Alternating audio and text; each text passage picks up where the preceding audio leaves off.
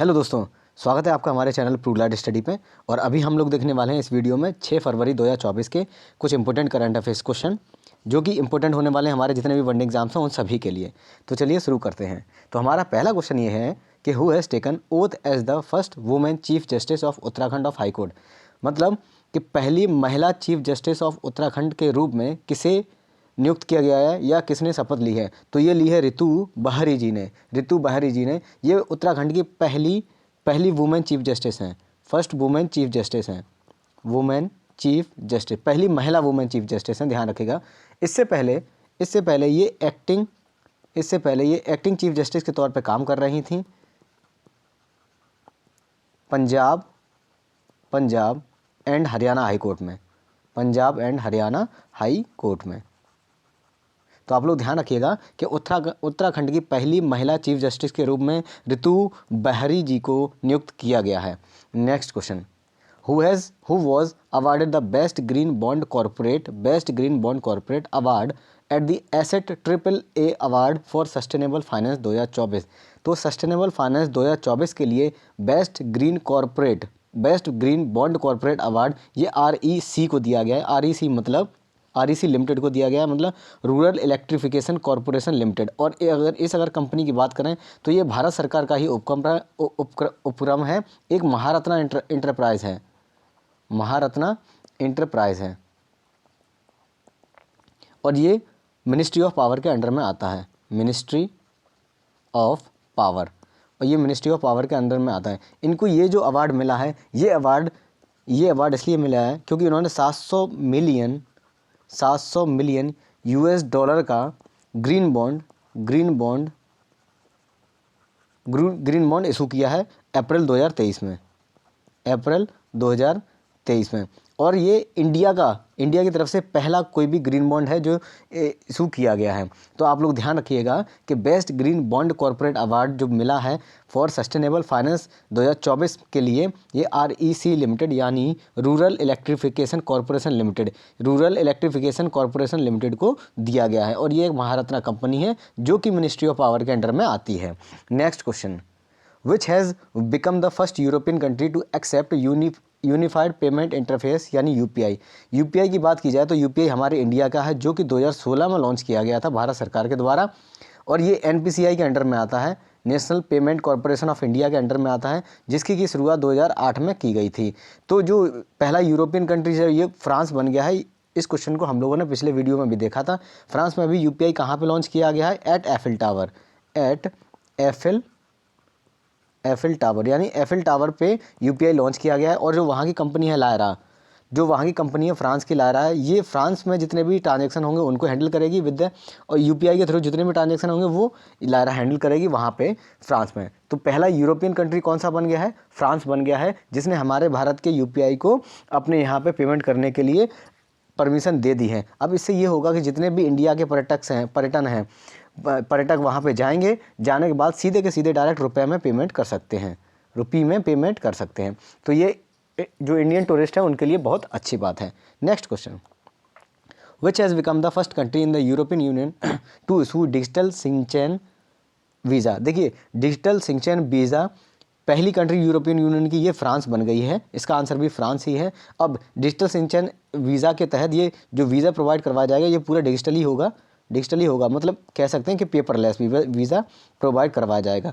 और ये उन कंट्रीज़ को लिए प्रोवाइड करवाया जाएगा जो सिंचन एरिया में आते हैं। 1995 में जितनी भी सिंचन एरिया की कंट्रीज़ हैं उनके बीच में एक सिंचन एग्रीमेंट हुआ था।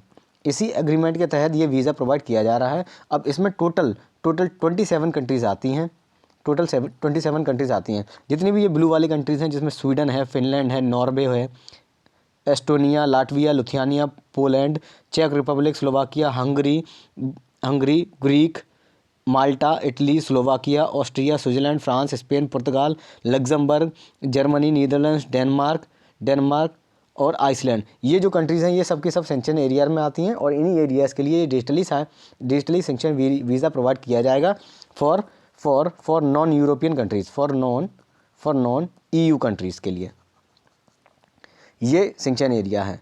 Next question, who won the best global music album award at the Grammy award 2024। देखिए बेस्ट ग्लोबल म्यूजिक अवार्ड के ये जो ग्रैमी अवार्ड में जीता है ये दिस मोमेंट जो एल्बम है बाई शक्ति बैंड,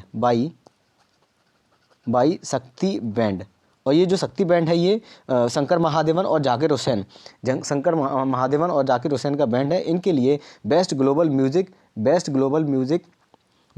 म्यूज़िक एल्बम का अवार्ड दिया गया है। और ये भारत के लिए काफ़ी इंपॉर्टेंट बात है क्योंकि बहुत ही कम ऐसे गाने या एल्बम बनती हैं जिनको इंडिया के म्यूज़िक को वहाँ के जो ग्रैमी अवार्ड्स में अवार्ड्स मिलता है। तो ये अवार्ड किसको मिला है? बेस्ट ग्लोबल म्यूज़िक अवार्ड के। इसी के साथ में हिस्ट्री बना दी गई है भाई इस म्यूज़िक एल्बम के द्वारा कि इंडिया की कौन सी म्यूज़िक एल्बम को बेस्ट ग्लोबल म्यूज़िक एल्बम का अवार्ड मिला है। तो आप ध्यान रखिएगा दिस मूवमेंट को मिला है, very very very very important award है। और अगर बेस्ट ग्लोबल म्यूज़िक एल्बम के लिए, ठीक है, ये जो एल्बम है ये जून 2023 में रिलीज़ की गई थी, जून 2023 में रिलीज़ की गई थी। और सिंगल बेस्ट एल्बम की बात करें, सिंगल बेस्ट एल्बम की बात करें तो ये टेलर स्विफ्ट की जो एल्बम है उसको मिला है, टेलर स्विफ्ट, ध्यान रखिएगा। और ये कहाँ पे मिला है? 66th ग्रैमी अवार्ड्स में, जो कि लॉस एंजलिस में दिए गए थे। तो ध्यान रखिएगा कि बेस्ट ग्लोबल म्यूज़िक एल्बम का अवार्ड किसको मिला है? दिस मोमेंट को मिला है, जो कि शंकर महादेवन और जाकिर हुसैन के द्वारा, इनका जो बैंड है शक्ति बैंड, उसके द्वारा रिलीज़ की गई थी जून 2023 में। Next question, who has recently made the record of spending maximum time in space. तो सबसे ज़्यादा अंतरिक्ष में या जो इंटरनेशनल स्पेस स्टेशन है वहाँ पे सबसे ज़्यादा समय बिताने वाले एस्ट्रोनॉट कौन बन गए हैं? तो ये बन गए हैं ओलेग कोनोनेनको। और ये रसिया के एस्ट्रोनॉट हैं। इन्होंने अपनी पहली जो स्पेस की फ़्लाइट है वो 2008 में बोर्ड की थी, पहली फ़्लाइट। और ये लगभग 2.5 ईयर से ज़्यादा स्पेस में समय बिताने वाले पहले एस्ट्रोनॉट बन गए जिन्होंने लगभग 2.5 साल से ज़्यादा लगातार वहाँ पे समय बिताया है। टोटल इनके जो डेज़ की बात की जाए तो इन्होंने 878 डेज़ स्पेस में बिताए हैं। और इसी के साथ ये 878 डेज स्पेस में बिताने वाले मैक्सिमम टाइम स्पेंड करने वाले एस्ट्रोनॉट बन गए हैं। इनके बाद इन्हीं के देश के रसिया के ही एक और जो साइंटिस्ट वो हैं एस्ट्रोनॉट जिनका नाम है गेनेडी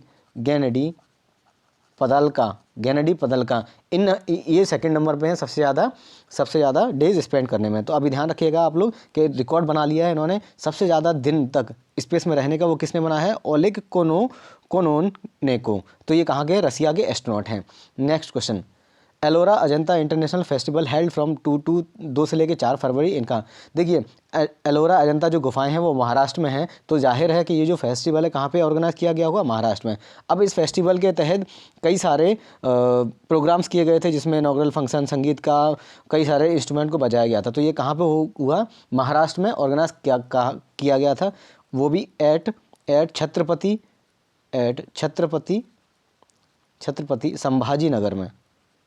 छत्रपति संभाजी नगर में। तो आप लोग ध्यान रखिएगा कि अजंता एलोरा फेस्टिवल कहाँ पे ऑर्गेनाइज किया गया? Chhatrapati Sambhaji Nagar, Maharashtra. Next question, what is the total outlay of Uttar Pradesh budget. देखिए हाल ही में 5 फरवरी को यानी कल उत्तर प्रदेश सरकार के द्वारा भी उनका बजट जारी किया गया। और ये जो बजट इस बार जारी किया गया है वो कितना है? 7.36 लाख करोड़ का। तो यूपी का 2024 का बजट जारी हो गया है 2024-2025 के लिए। और ये जो बजट कितना है? लगभग 7.3 लाख करोड़ रुपए का बजट पेश किया गया है उत्तर प्रदेश सरकार के द्वारा। Next question, outstanding business woman of the year 2023 award received by. देखिए जो outstanding business woman of the year का अवार्ड है ये डॉक्टर बीना मोदी के द्वारा रिसीव किया गया है। तो आप लोग ध्यान रखिएगा outstanding business woman of the award किसको मिला है? डॉक्टर बीना मोदी को। ये अवार्ड किसके द्वारा दिया गया था? राजनाथ सिंह के द्वारा, राजनाथ सिंह जी के द्वारा, जो कि कौन है? हमारे डिफेंस मिनिस्टर हैं। Next question, who has been ranked top Indian in brand guardianship index 2024। देखिए हाल ही में ब्रांड गार्जियनशिप इंडेक्स 2024 जारी की गई है। अब इस इंडेक्स में अगर देखा जाए तो जो टॉप इंडियन है जो उभर के आए हैं वो कौन है? मुकेश अंबानी। सभी लोग जानते हैं मुकेश अंबानी जो जियो कंपनी है उसके कौन है? रिलायंस जियो के चेयरमैन हैं।